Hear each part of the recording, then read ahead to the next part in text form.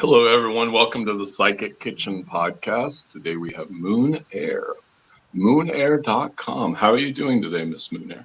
Good. How are you doing? We're doing good. We're doing good.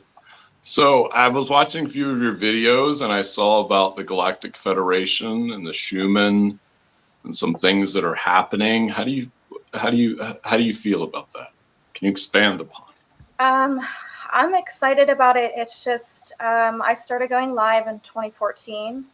I'm what's referred to as a spiritual. I'm a galactic traveler. My consciousness switched out with the original host in a car accident in 2009. And I was shown that I needed to start pushing out the messages. I was kind of like to lay low until that. And I started doing what you guys would consider prophecy prediction videos. And they began with telling everybody about growing your own food. Food would be very scarce. Trump, that didn't go over well. When I started to predict him like 6 years beforehand, people thought it was, ooh. And then when he took election, that's when my following kind of skyrocketed. I warned everybody about the disease, their way of trolling with the towers. And I started doing radio shows for New York with all of that stuff. But I welcome it. I get meetings mainly in the shower. It's like an open portal for me. Just flows. Sometimes they'll start out in dream, or I could be like walking down the street and they'll just chime in. But I do what's called a KGFL every month. It's a monthly meeting with my planet, which is called Kalinia, and the GFL. My council planet gathers with them, and we collide and we do these videos to update people. And that's kind of what I got the other day. It was just like no meeting, just go do this video and get it done.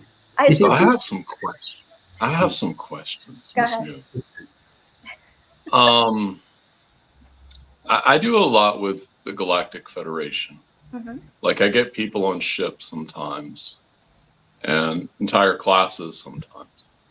But my question is, what I feel is happening right now with a lot of the world is we're being indoctrinated, like slowly, through different things, social media, food, TikTok, Facebook. They serve a good purpose, but they can serve a bad purpose too. But what I'm getting to ask you is, and I'm sure you're familiar with this, how do you feel the draconians factor into all this? You mean the elite? Well, yes, but also the planet, They've gone through the galaxy. They found their way here. They've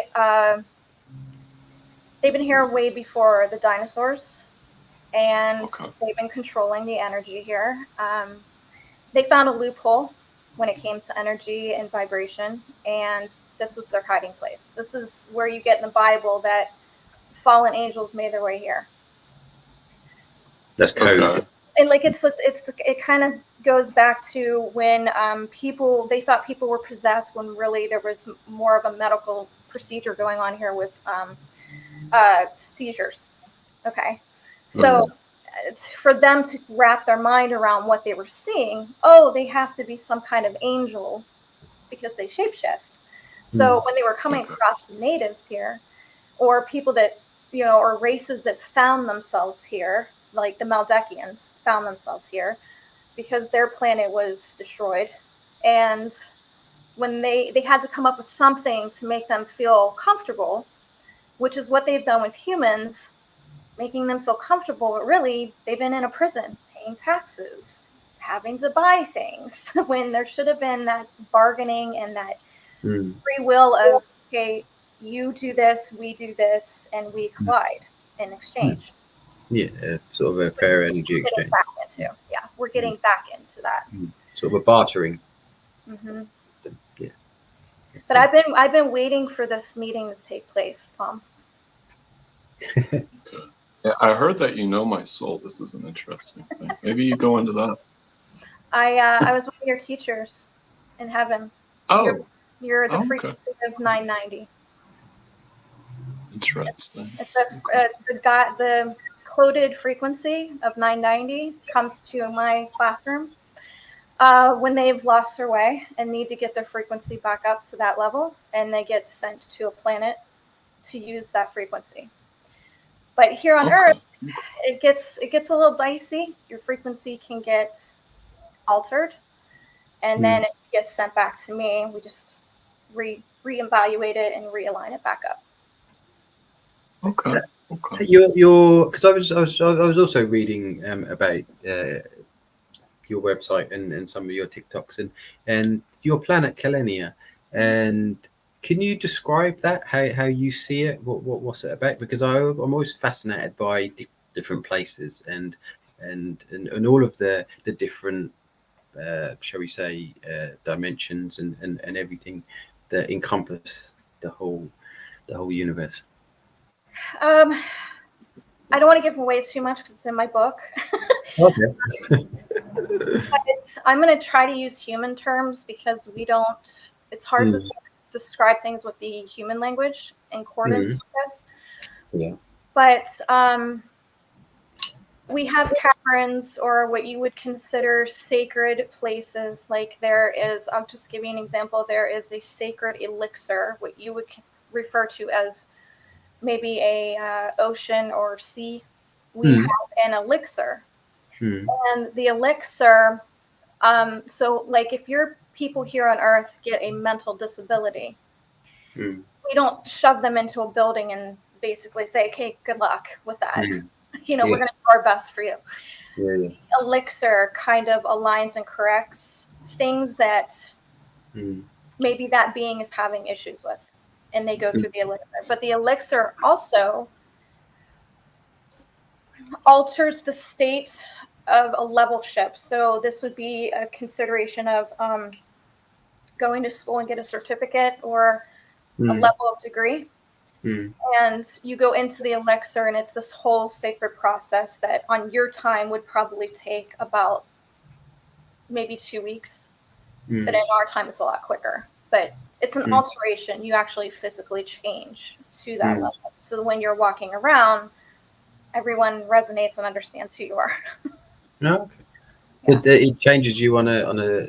You're saying it changes you on a spiritual level and as well as a physical. Yeah. And not that they don't just look at a physical. Right. It's like the equivalent of dyeing your hair, maybe. Okay. Yeah. Yeah, I see what you mean. Oh, cool. Yeah. Sounds like a great little thing. And we don't eat like you do. So when I do come to Earth, I've been here many times. The food really gets me. I love the food. We don't get to eat like that on our planet. I've heard that. Substance and rejuvenation and regaining energy. But other than that, we don't get hamburgers or pizza. Unfortunately. I've heard other channelers say when they've channeled their different races, etc., that the food here is something special and it's worth coming for. It's worth coming here just for that. It's one of the good parts of being here. Yes, exactly. Go ahead, My other question for you. Go ahead, Tom. I have a very big. I talk to the Syrians a lot. How do you think they factor into all this? Well, my best friend was a Syrian, but she died. They're high vibrational, but not to like a high vet level of crystalline body ship like my planet is. They hold key knowledge. I think every race kind of does. The races kind of remind me as a religion. You know how every religion has something different, but they all come together and they all make sense because they all come to one point. And like the Syrians might be the ones that hold the key to how to be more confident.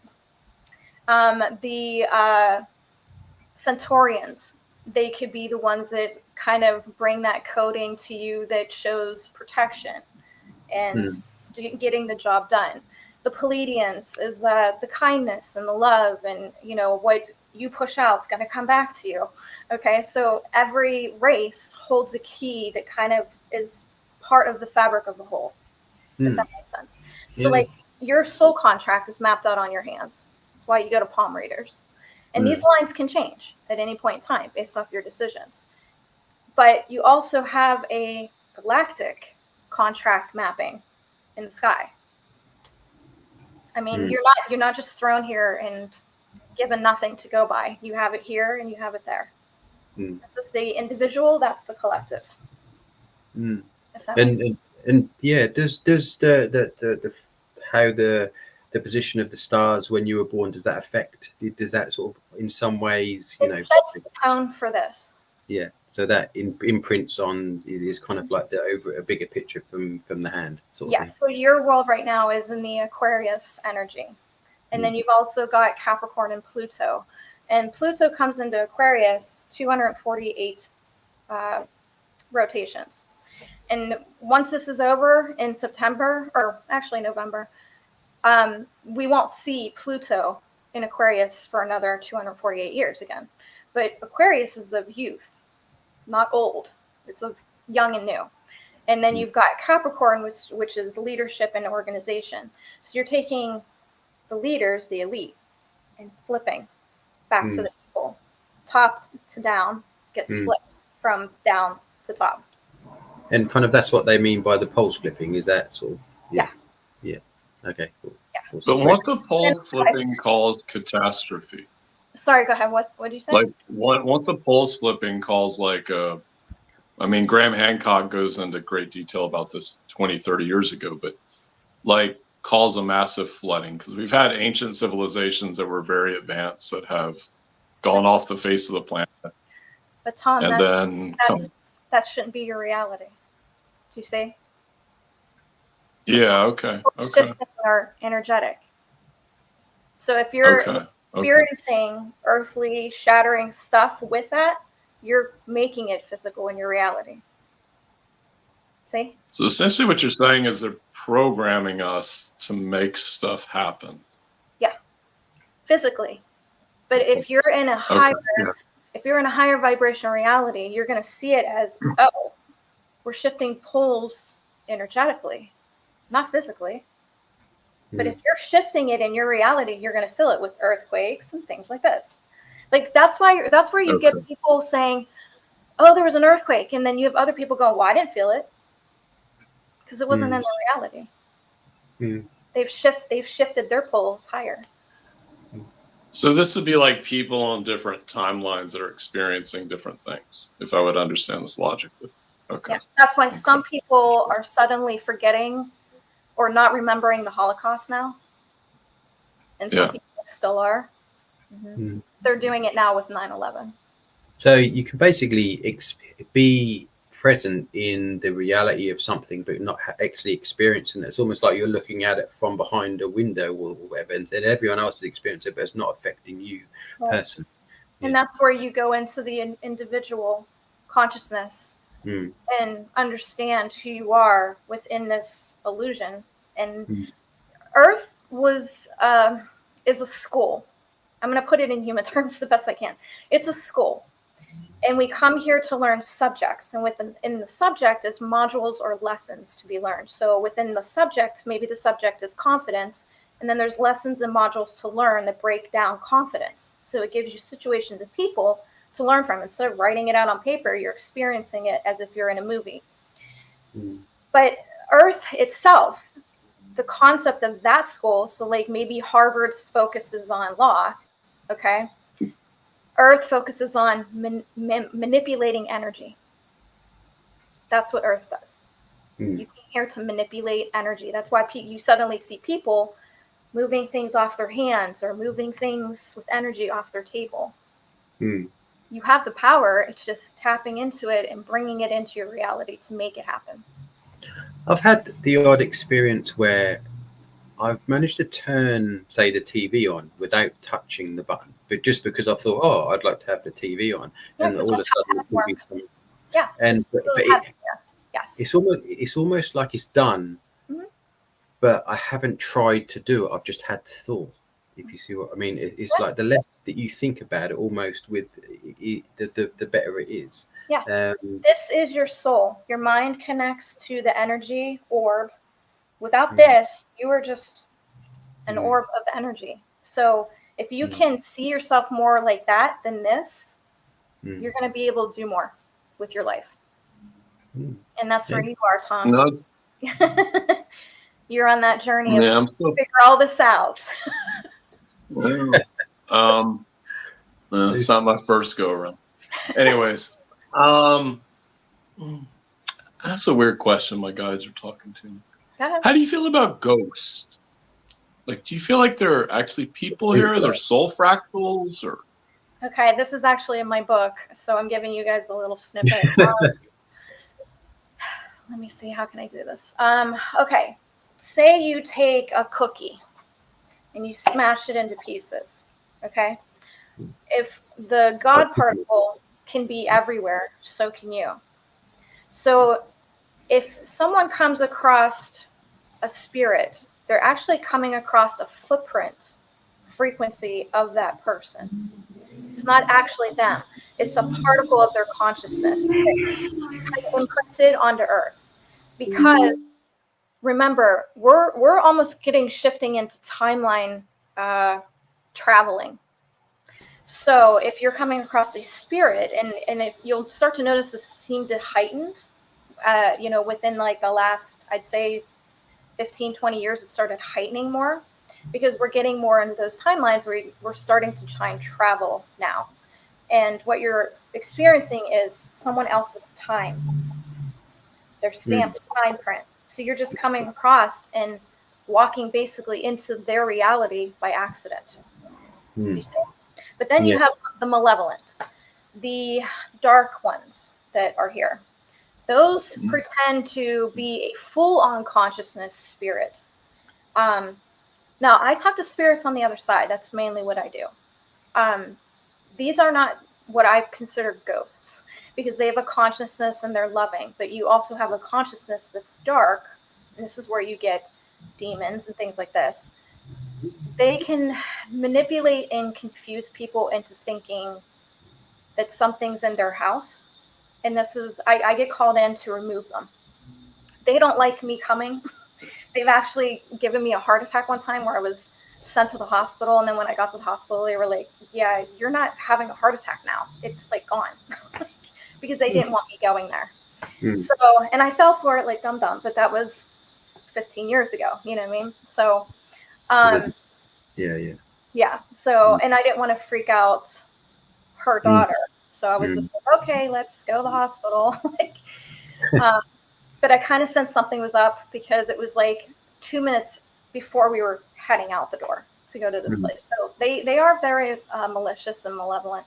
But you also have a consciousness fractal imprint that is communicating in a consciousness. And this is where you get the loved ones trying to reach out, especially if they feel that loved one is having a hard time with their passing away. They'll do what they can to let them know that everything's fine and they're okay. But humans here aren't at the frequency of hearing and understanding that.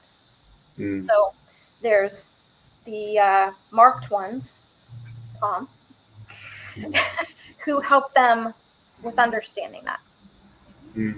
Okay, cool. But you, one thing I need to express to your audience is when communicating with loved ones, you cannot have your ego involved because that's when the dark ones come in and wreak havoc and cause problems. And they're not going to be paying for that. Your customers or your clients or whoever are not going to be paying that. You're going to be understanding that when you cross over and having to work out and neutralize that situation in other lives. And trust me, it is not worth it. Not for fame, not for anything on this world. It is not worth it. There's kind of like fuel for them. Yeah.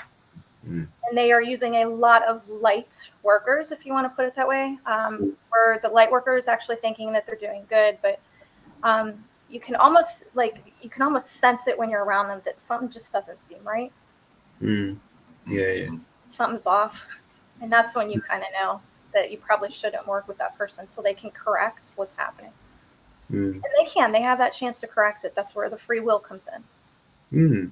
And all we can do is just, send them love and energy to hopefully get them out of it. I think because I saw one of the TikToks you did about karma and fate, and I found it very interesting. And how, if say we experience something or inflict something upon someone, so therefore we have to experience it to know how they feel, and then obviously whoever inflicts that upon us, so we know how it feels, also they will have to experience that. So it's almost like a perpetual cycle. Because is there any way, how do you see it, is there a way to break that cycle so that Absolutely. Yeah, absolutely. in that case, how is that done? It's kind of like a checklist in human terms. It's like, okay, I did that. And once the checklist is done, then you can pick something else to learn, like merging with a star or merging with a tree. Your consciousness can go anywhere. It's just, where are you on that learning that you can go to those advanced levels of learning? But yeah, fate is things that are set in stone on your soul contract, things that you can't really get out of. Karma isn't actually supposed to be looked at as negative, because let's say you have a mother and a son, and the son has disabilities, can't talk. So in your human words, it would be retardation. The mother's not very nice. She can't at her vibration handle what's happening. So she's not very nice to him. So let's say mom passes, son passes, and they go through the life review. And the life review, you can actually experience it here, because you'll get old memories when someone passes. That's when you know you're in the life review in heaven with them, because you'll get and you'll be like, man, I haven't thought of that in a long time. And it could be not even after they die, it could be 10 years later, and you're getting an old thought or memory of them. And that just means that they went back to a certain part of that life to kind of review it. This actually happens when you dream of past lives. You're actually going back to the database and reviewing a past life.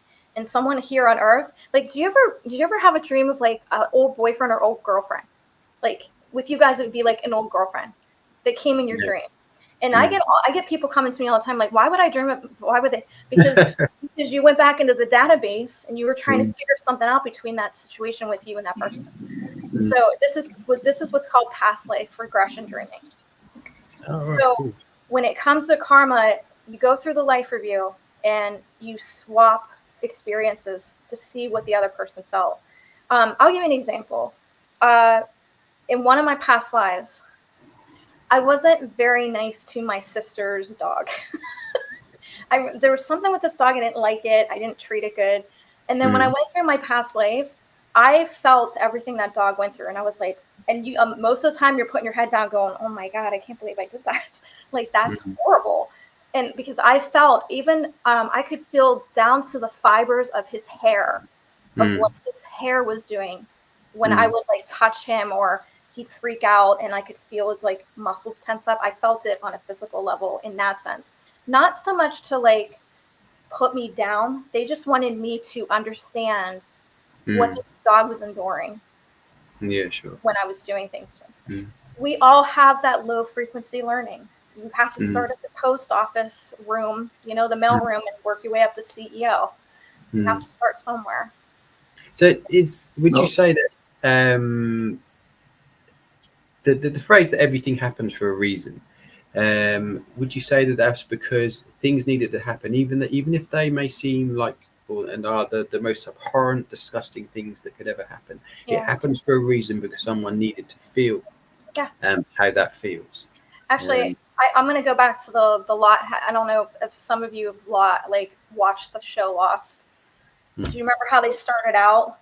But had they like erased all of that, they wouldn't have been who they became. I haven't actually seen it, but you spoke about it in a couple of the TikToks I've seen on. But I know the general idea, but I've never actually seen it. But sorry. No, you're fine. No, it's just it's kind of that equivalent that, I mean, everything happens to bring you to a certain level of learning. That's why I get people all the time, like, why would I ask myself to get cancer? Or why would I, prime example, I did a radio show and the host, his house burnt down. He's like, why would I have my house burnt down? I said, let me ask you something. Did a lot of people that you hadn't talked to or just kind of walked away from you suddenly start coming back in the picture and start helping you? And he was like, yeah. I go, That's why your house burnt out, to bring those people back into your life so that you can continue learning from them. And they showed you a kindness, which you weren't expecting. It's let's flip that narrative. So I had some issues with, let's just say an ex. Jimmy knows about this, but the point is, I asked, I know this happened in another lifetime, so show me what happened. So what I saw is that my daughter had gone to, let's see, whatever they were called at that time, but witches. And they were trying to recruit her. And it was nefarious, I'm hearing. So I don't think they realized quite what I could do. And I just remember going into a field and there were a bunch of them. And I just opened my hands and I was like lightning. Now, accidentally barbecued one of them, but I didn't mean to. But it was like I was showing a display of force because it was like, you can't do this. So I think these karmic cycles can sometimes just happen lifetime to lifetime. I don't know if we're supposed to learn from them or if they're just repeating patterns. It's almost like what Edgar Cayce said about one thing, because I've researched a lot of Cayce, is one family spent 10,000 years going through incarnations just to get along with each other. So you get where I'm going. Do you realize that didn't happen on Earth, though? I didn't, because I just saw it in a field. So yeah, that was on another planet where they were able to do certain abilities that were frowned upon. There's like a world that there's the third eye showing, and they actually started gouging them out so people wouldn't use them. That's like another planet. So you're basically asking your karmatic understanding from that. Is that what I'm getting? Yeah, I wanted to see why it happened in the past. Because I was seeing if there was like a karmic, like if it had happened in the past, it would happen again. Like, was there a lesson that needed to be learned? Was it past? I just wanted to know if it had happened in a past life. Every life holds a key to the full subject of knowledge. And let me ask.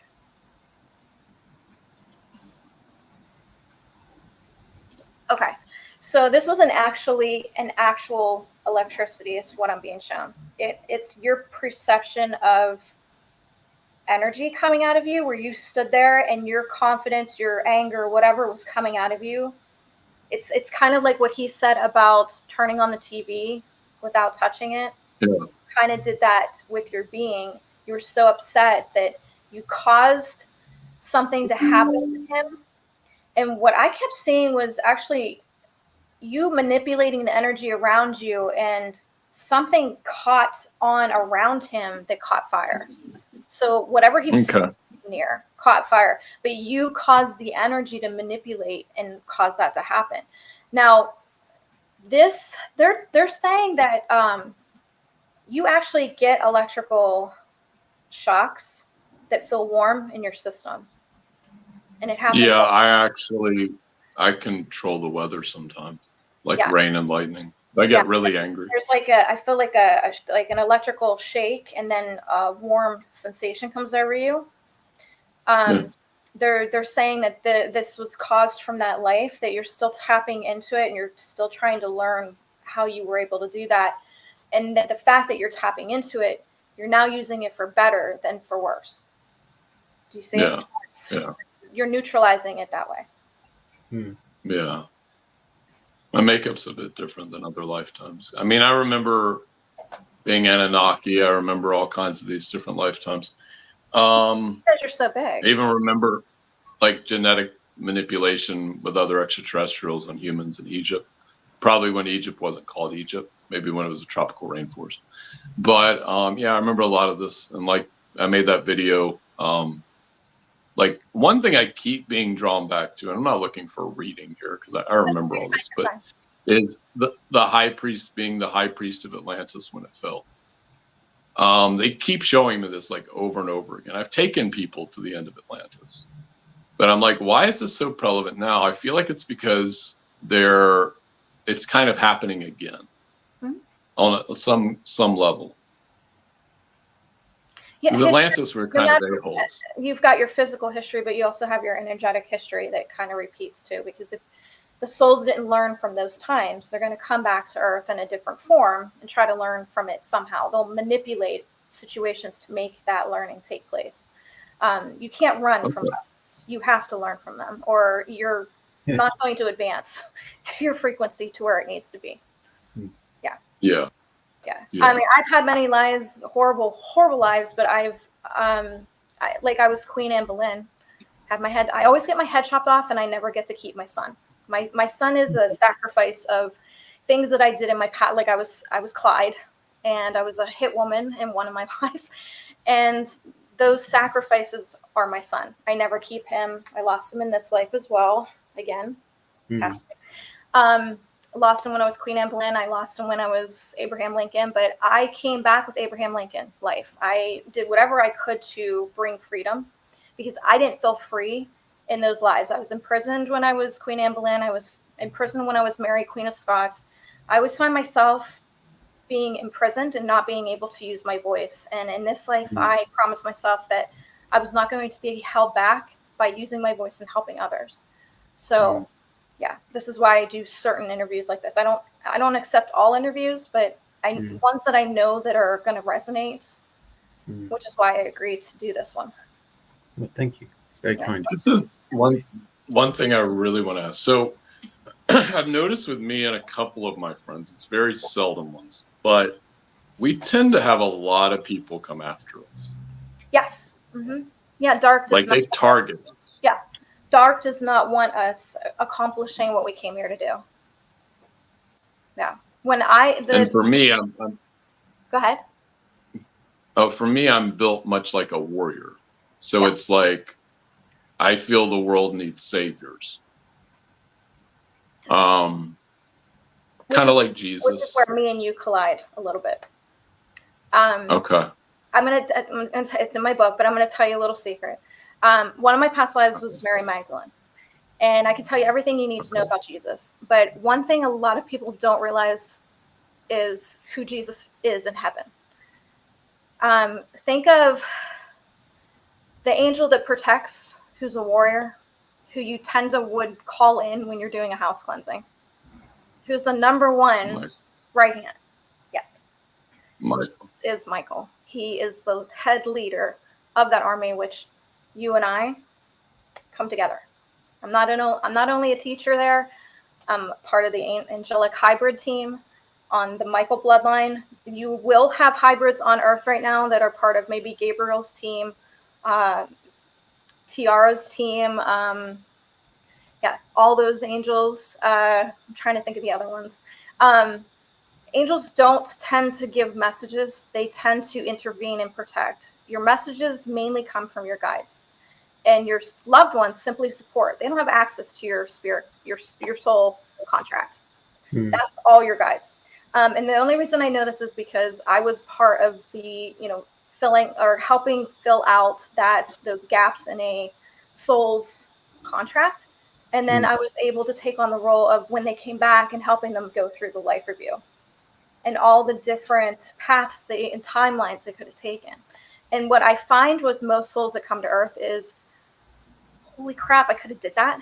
And I'm like, yeah, you had that choice, but you didn't take it. And they're like, okay, yeah, I want to go back and try to do that. Because I get that question a lot. Why would I come back here? Why would I waste my time?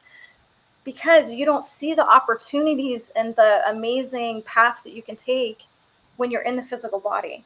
It's really hard. Yeah, totally. And actually, just before you started, you said about Mary Magdalene. Michelle had previously said, "Can you talk about your life with Jesus?" That is the main life that I'm using right now. When you come into a life, you tend to tap into up to 3 that tend to help guide you. So, Tom,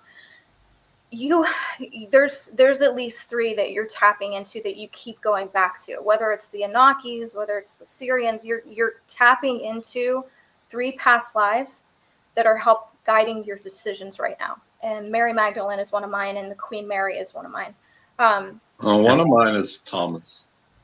I resonate a lot with that one. Thomas in the Bible. I'm not allowed to infiltrate or provide you too much information. You have to figure it out. But I don't either. No, that's okay. No, I'm giving you anything. without infiltrating your information. But yeah, ding ding. Yeah. Confirmation. Yeah. Mm. But okay, so the last memories I have of him, and if I get emotional, I tend to get emotional with this, but the Last Supper was not the Last Supper. I remember us being in, the walls look like mudded, rough mud that was placed on the inside, which you would just call like maybe a house or cabin type house. And I remember the door being open. I was sitting against the wall, and there was like a cabinet, like a wood cabinet here, and there was a chair on the left side of it, and Jesus was sitting in there. And I remember sitting back in this other section, and it was raining outside, and I was watching the water gather in this little put out in the mud, in the rocks, people walking by and stuff. And we were all trying to wrap our heads around that this was happening the next day. And so I'm in this room, and then behind or to the side, the right side of me is like a little opening that would take you into like the dining or living area where people were sitting. We didn't sit at tables. We sat on floors, like on, little cottony looking, bluey looking things. And Beanbags. yeah, like sort of like that. And we would sit like that. That's how we sat. We didn't sit at actual physical tables, but most of the apostles were in there with their wives and discussing everything. And I was just staring at that water. And then I kind of just looked up at him, and he was already looking at me. He was always staring. It was like he was staring at me. I'm like, okay. So I went over, and I was like, I knew that the second I was going to go over there, I was just going to lose it. And I did. I kind of lost it. And he was trying to talk me down, trying to make me understand that what your version of sin is actually karma. What was happening, and you start to see this on TikTok and things where people are talking about the white light and coming back into heaven, and it's just don't go towards the white light because it's the womb and you coming into the world. Yeah. This was true at one point. They're just kind of remembering it and coming back to that because the elite knows. I love how the camera's just blanked out. I don't know if you guys saw that. The elite knows that this was a thing, and it was very scary for souls. So now they're manipulating and trying to use this as a fear tactic to get them to not cross over when they pass. Like they're going to kind of like the reincarnation trap thing. Yeah, they're going to see the portal open and angels starting to come in. They're going to be like, no, I was told not to go to that light. Like, do you see? So they're causing another sin filtration of, they figured out a loophole on how to get souls not to go to the portal that takes you to your life review or to heaven. They were rerouting souls to keep coming in and out, in and out. And Jesus was told his mission was to come, do some teaching, cross over, and get the portal back. That's karma. Sin is karma. So he was to kind of bring all that energy back to heaven so that those souls can work all of that karma out, which was centuries of karma that was built up.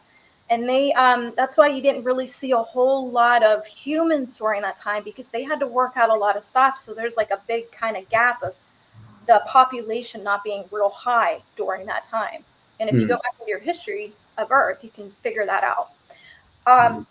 So that was his mission. And we had been with him for so long. I had 5 children with him. So I'm just kind of like wrapping my head around, like, they're after him. He dies. They're going to come after us. I don't know where I'm going to go. So I had to come up with a game plan on what I was going to do. We had 3 boys and 2 girls.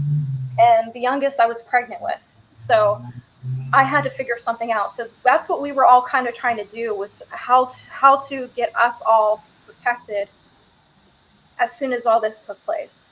And I do remember keeping my composure when it was taking place. I remember the sky being this pink, orangey hue color. And the things they were doing to him.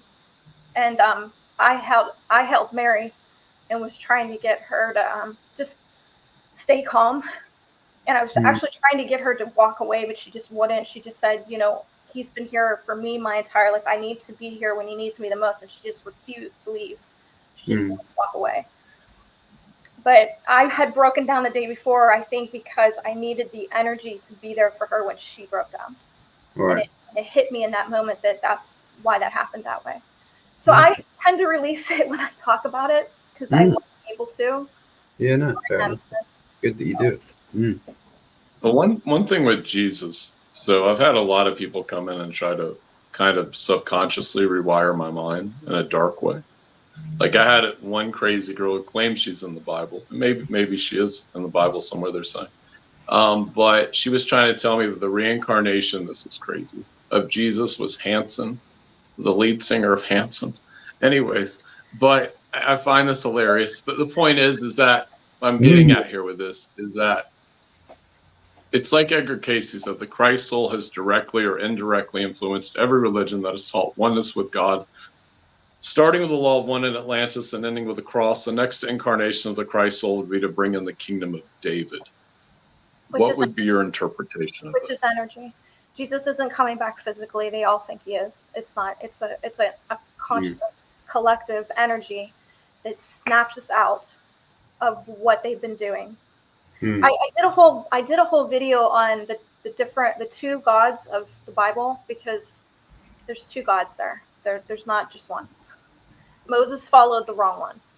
And the right God had had tried to save him during that time, because he's a loving God. You cannot sacrifice animals and sacrifice children and sacrifice virgins or whatever you want to call it and be an unconditional loving God. You cannot have a vengeful hating God and an unconditional loving God. A house divided cannot stand. It does seem so does this go into, like, I don't know if you've read these Gnostic texts. I've read quite a few, but like the Apocalypse of John, like the Demiurge, where there's this other God. I mean, I don't know if it's that exact God, but it doesn't resonate with me. But I'm bringing it up.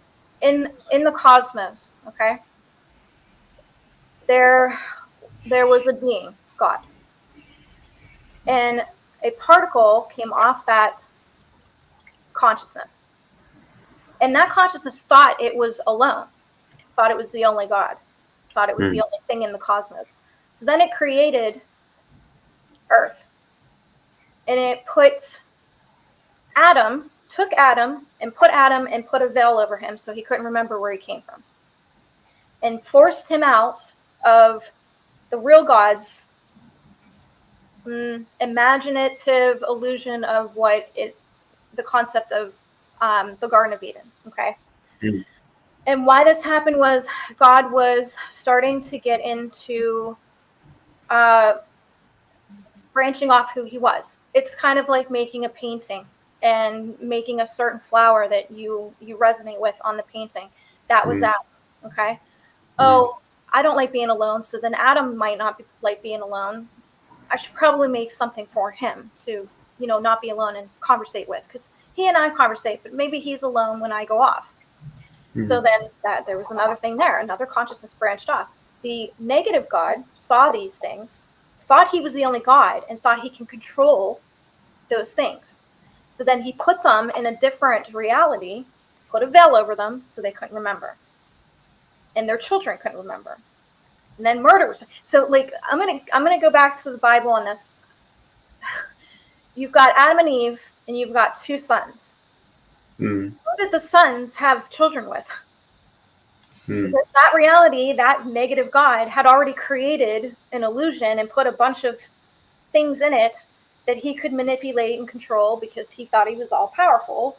And I remember getting mentally threatened by him when I was told to release this information and I was getting ready to talk about it. He had threatened me, told me he was going to make sure that her daughter would be killed, that I would be killed off, from a car accident, a disease, something. And he did make an attempt. I was shown that I would be in a car accident and that I would cross over. And I actually went live on Facebook and warned my people. I said within 6 months' time, I will leave the way I came in. But within that car accident, I had a meeting within the matter of those minutes that I was in the car when I got hit. The meeting was that I would come back and try to continue the mission, even though I had collectively finished it. I felt like I had finished it in time, that I didn't need to do anymore. Yeah. And they said that the reason you're in this car accident is because he is placing you in this car accident so you don't release anymore. And we're going to continue showing you what those things will be. When I came out with the 2 gods of the Bible, I felt such a release. Like I was being severely protected after this, and I've been protected. I haven't gotten any car accidents. Nothing's been happening to me.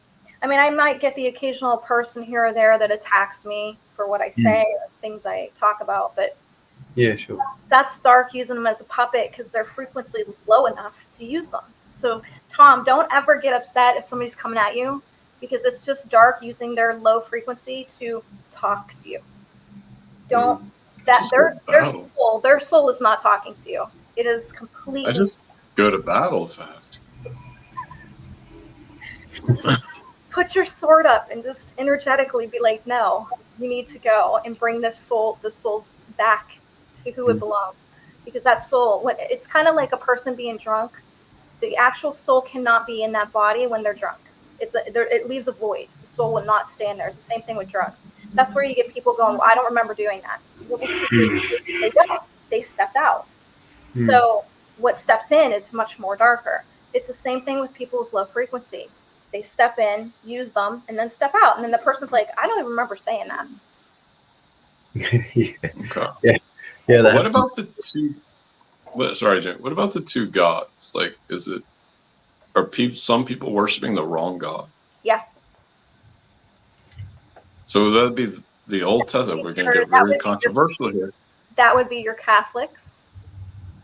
That would be the Christians. They're following the God of the Bible, the one that caused them to sacrifice, or you are be put to death if you wear cotton. What? Think about it. Okay, same thing with baptism. Baptism doesn't wipe away water does not wipe away anything. You came here to learn karma, period. And what Dark wanted to do with this God was to make them think that this washed away everything, so you can do whatever you want now. Go ahead. Be as mean as you want. See? The wiping of the water makes them think that they can do whatever they want now, because everything's good. They won't collect any karma now. Do you see? But that's always felt like a sort of a free pass just to do whatever you want. So no, that's all right. So this person died for my sins or whatever. So therefore, I can just be a complete asshole and do whatever I want. And and you're going to work that karma, whether you believe in that God of the Bible or not. You're going to work out karma. That's the whole point of why you're here, is to work out your karma, but then also help others that are working out their karma. You get over your mountain, help others get over theirs. That's the whole point. And manipulate the energy here to do that. That's your tool. They're sort of absolving responsibility for your actions by saying that you can basically do what you want because you whatever. And that doesn't teach responsibility. It doesn't teach any kind of empowerment or anything like that. It's just basically saying. And my penance right now is, losing my son. I lose him in every life, and it kind of brings me back to all the lives that I hurt, and it takes me back to the people that were left behind that had to deal with my carnage that I left for them to deal with. And as much as it hurts me that I lose him in every life, it just brings me back to that memory of I sacrificed his energy in a sense. I don't get to know him in that physical sense because I need to be reminded not to continue hurting anyone in any way. I put that on myself. They didn't do that. I did that. I asked for that. Taking responsibility. Because what's the worst thing you can go through in life is lose a child. The oldest I was able to have him was 18. I was in Ireland. He was killed, and I jumped off a cliff in our backyard. It was a cliff that went to the ocean. And I remember walking this ocean. It was like a purple haze. There was a moon, and I remember just walking, and after so long, this like light showed up, and through the light was a person, and I didn't realize at the time, but it was Jesus, and he had come to me and said, "Are you done now? Are you ready to come back?" And I was like, "Come back?" And he goes, "Are you done suffering? Are you done putting yourself through this?" And because we don't realize we're the ones doing it. We're the ones making ourselves suffer. Because we feel like we deserve it. But I mean, honestly, if you think about it, do we even have any right to claim that? Yeah, You know what I mean? Because he I have did the work for us. In the I know. I have a question because we were speaking about karma, and we spoke earlier and talked about how we experience things because we've made other people experience them, so we have to feel them ourselves. Okay. But then that makes me think, well, if someone is supposed to experience that because they've inflicted that on someone else, why do we have the feeling that we need to save others or someone else? If are we interrupting karma by saving them? Do you see what I mean? Not necessarily, because if you're getting a pull from your guides to save, they're directing you into not allowing them to give up. I'll give you an example.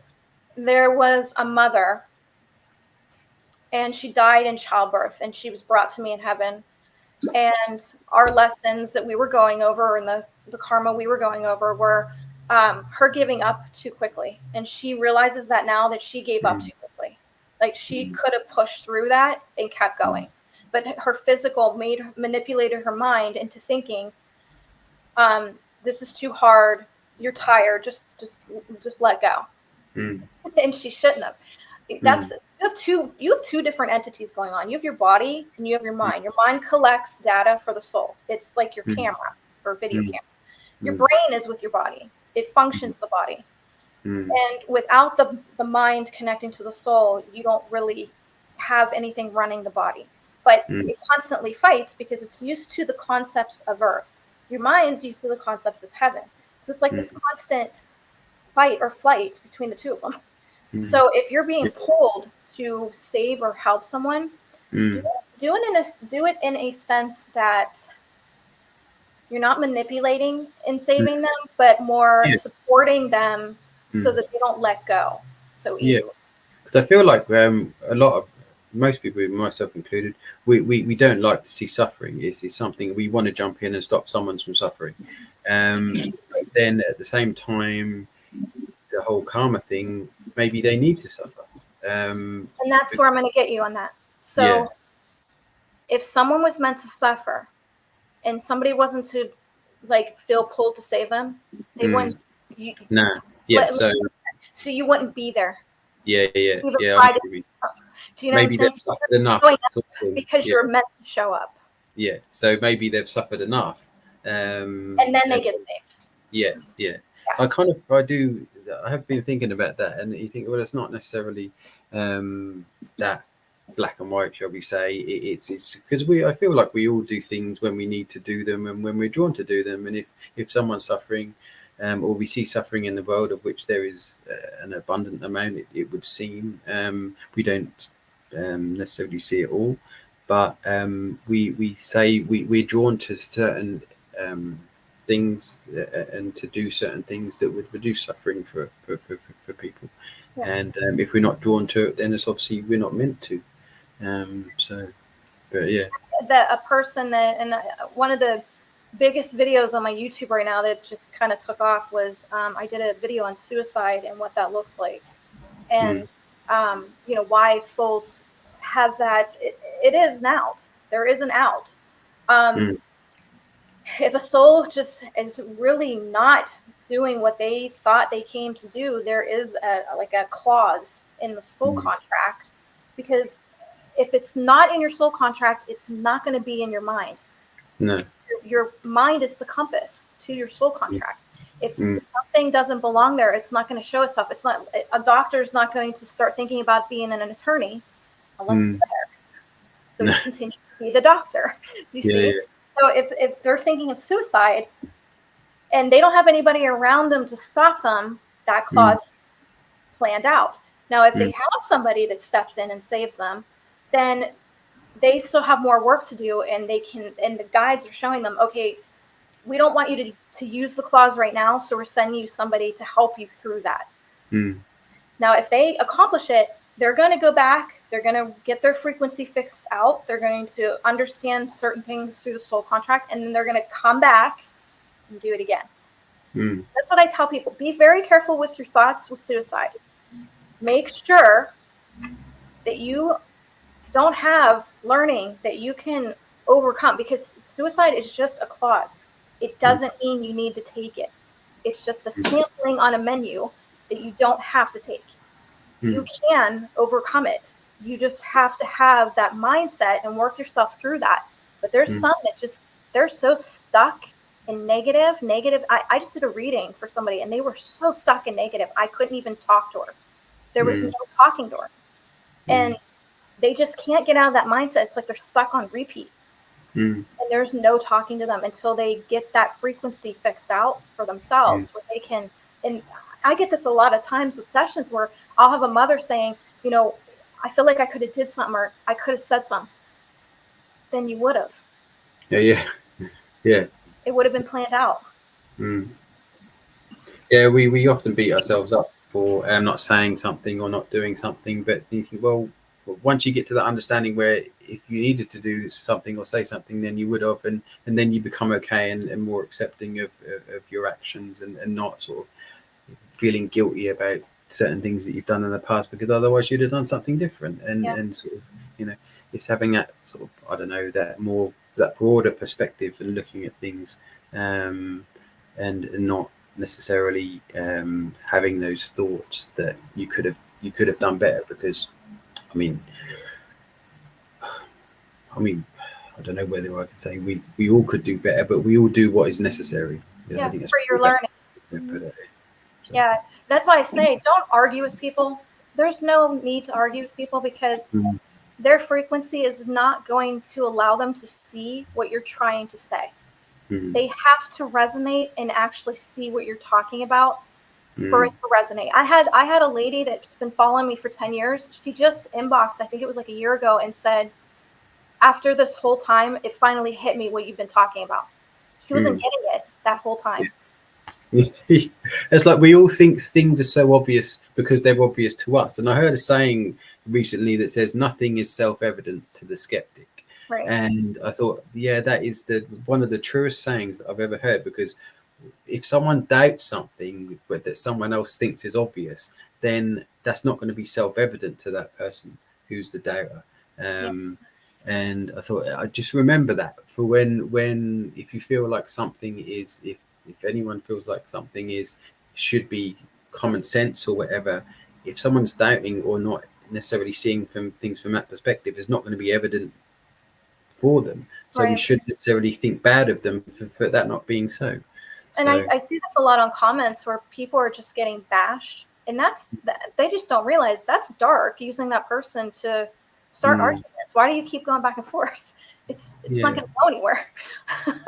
So yeah. And there's no. I think even with like when I do energy work on people, it's like, I don't know how to explain it, but it's like sometimes you're taking away this layer of darkness from them, which could lead them down like a destructive path.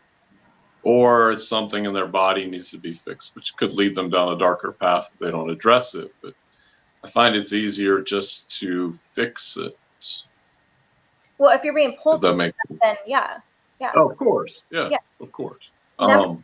The other question I have, but your higher self and your guides. Never listen to anybody else. Just if you're being compassed towards a direction, Tom, you need to see your self-worth, because I see it, and sometimes you get people around you that question your self-doubt and you question yourself, and their frequency is doesn't belong in your frequency coding.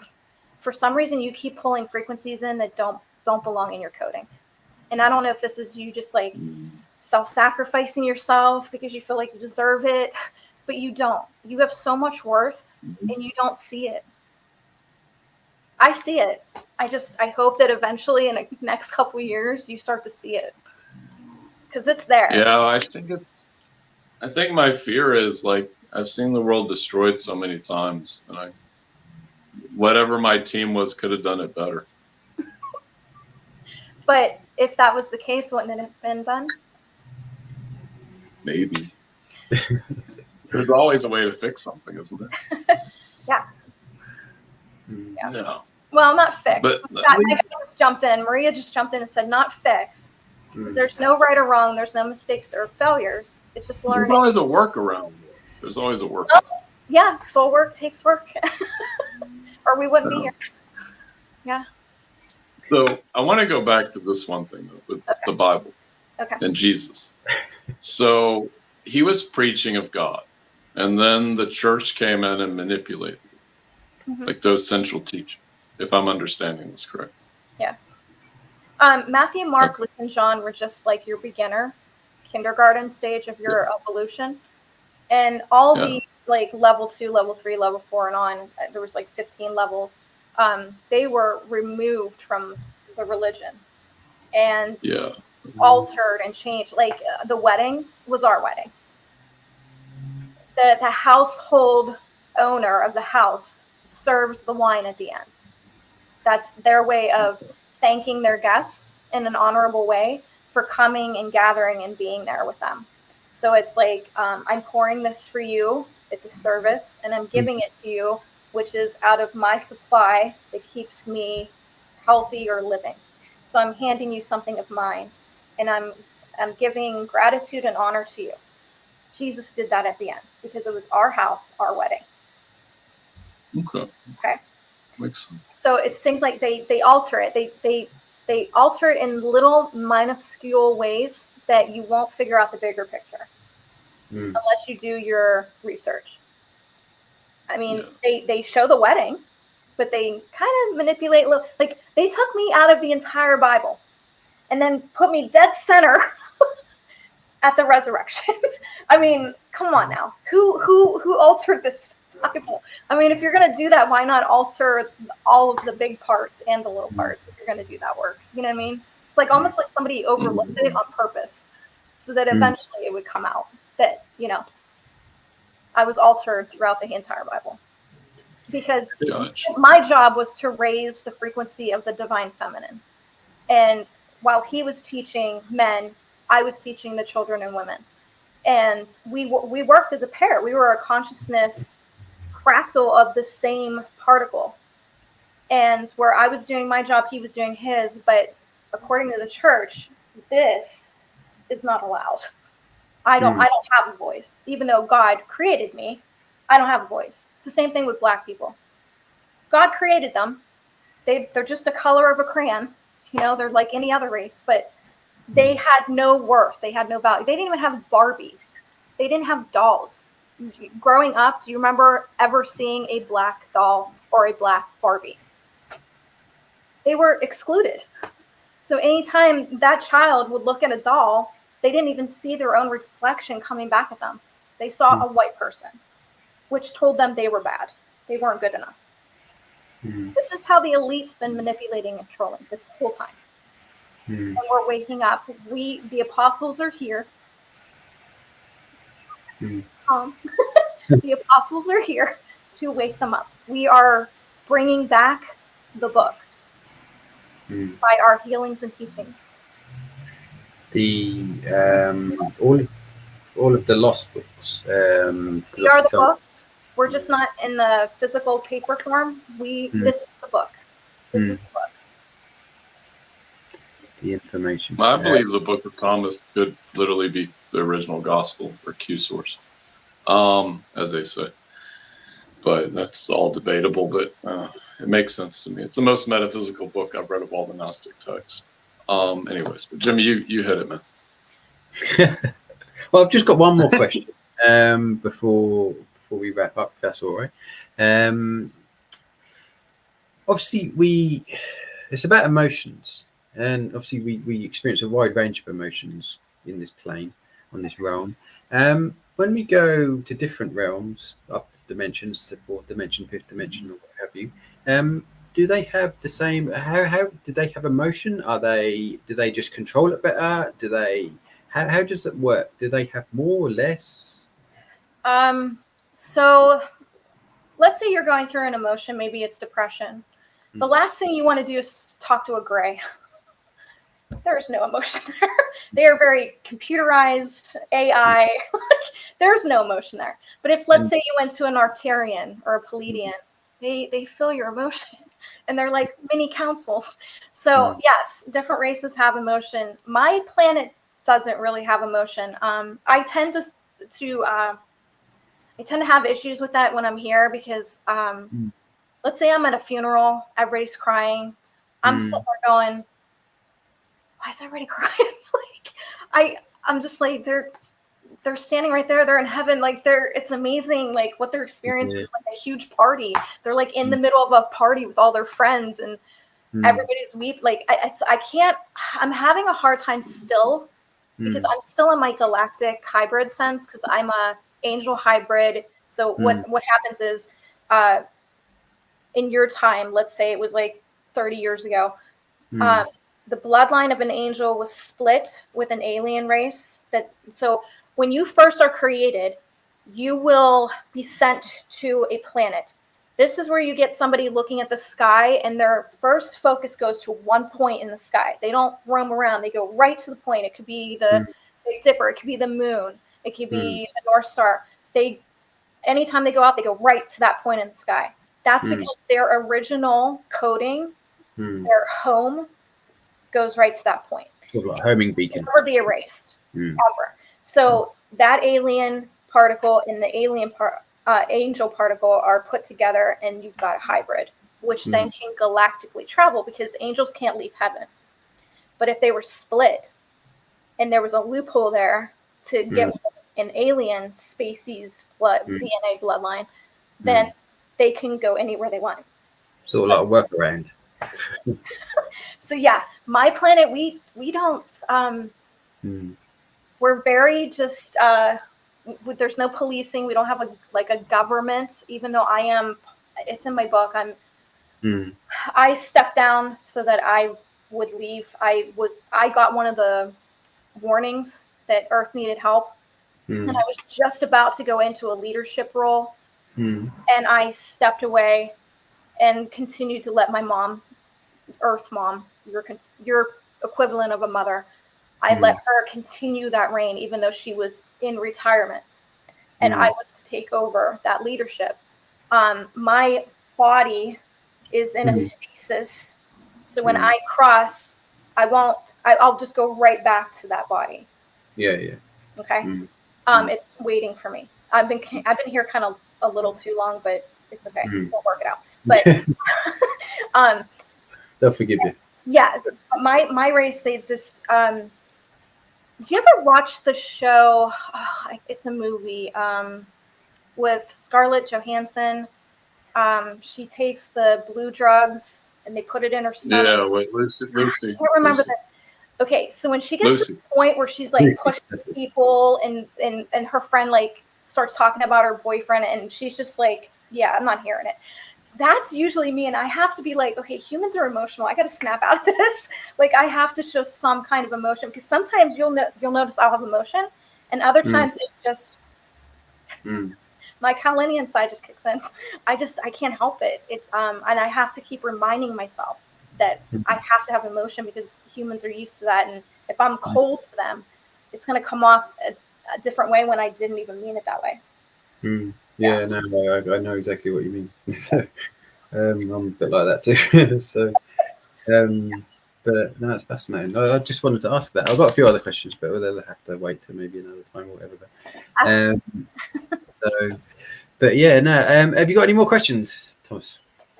I'm good. I think Tom's an odd. I gotta run it through AI software. So there you go.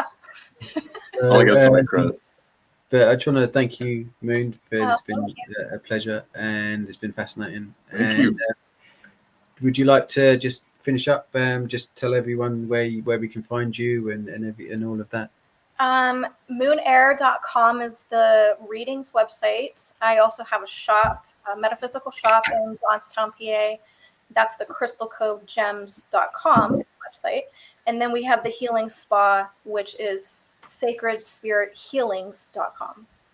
I have like 3 businesses in one, so I'm pretty busy. But we try to use every avenue we can to help people, the crystals, the sages, and then the healings, and then readings. I help people with, that's the thing with my gift. I not only talk to the ones that crossed over, I talk to the living. So I work with law enforcement, FBI, with missing persons. I'm what's considered a spiritual tracker. I can track their last steps and then talk to their soul. But my big thing is I work with coma patients and cancer patients and Alzheimer's. Alzheimer's, they just have a red funnel. And that's where they slip into different realities, which are past lives. And they can't figure out where they're at because they're slipping in and out. And when I come in and close it because they can't be doing that. There's something funky going on that kind of started happening. So anybody that comes to me, I just close that portal so they're not scooping out and coming back in. Could you pull them back in? Their higher frequency that is supposed to be here, yeah. Could you wake them up? We just closed those timelines down so they're not looping out of timelines. And what we think happened was when the elites started really messing with timelines, that's when Alzheimer's started becoming a thing because it started doing things to people that were actually going to different past lives and working through that stuff. And somehow they got caught in a loop where they're leaving and coming back, leaving and coming back. And we think that it was when they started messing with splitting the timelines. Because I've seen lots of things that says Alzheimer's is caused by a physical, like aluminium in the brain or something like that. But is that an energetic symptom that the physical's taking on? Yeah, it's this kind of like more of a distraction because of what's actually really going on. That's kind of like just okay, cool. Right, yeah. Thank you so much, Moon, again. And thank you, Thomas. Thank you, brother. And thank you, everyone, for watching. And we'll see you next week. Okay. Bye, guys. Bye. Please.